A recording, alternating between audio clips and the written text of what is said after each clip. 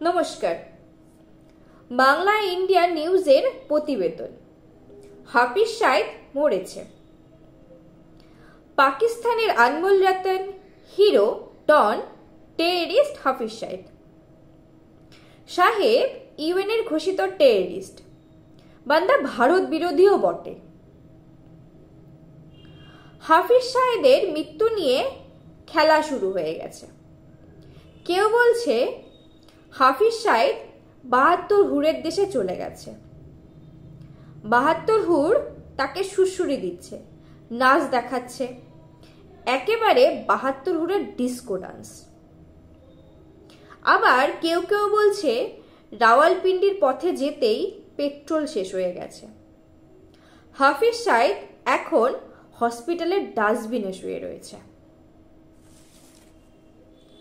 কেউ বলছে হাফিজ সাইদের সাথে এখনো হুরদের দেখা হয়নি। হাফিজ ভাই রাওয়ালপিন্ডির হসপিটালে মৃত্যুর সাথে কিতকিত খেলছে, কিন্তু তার গুন্ডা ভাতিজা আবুল কাতেল হয়েছে। এই কম্মটি করেছে আননোন গানম্যান।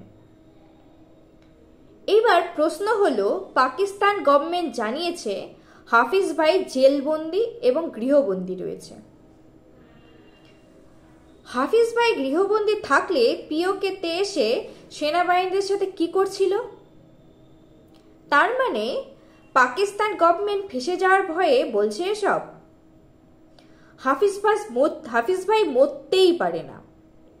কি হাফিজ ভাই, কোনো সংবাদ নাই? এবার প্রশ্ন হলো, এই আননোন গানম্যানই বা কে? মাঝে মধ্যে পাকিস্তানের টেররিস্টদের টপকে দিচ্ছে। তাহলে সুন্দরী হুরদের ভাই কি এই আননোন গানম্যান? কি মুশকিল। পাকিস্তান বলছে এসব ভারতের কারসাজি। ছি, নাচতে না জানলে উঠোন বাঁকা।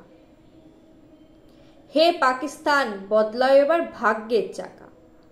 তা না হইলে ধীরে ধীরে টেররিস্ট হয়ে যাবে ফাঁকা। বালুচিস্তানের বিএলএ, ওইদিকে টিটিপি সবাইকে ৭২ হুরে দেশে পাঠিয়ে দিচ্ছে।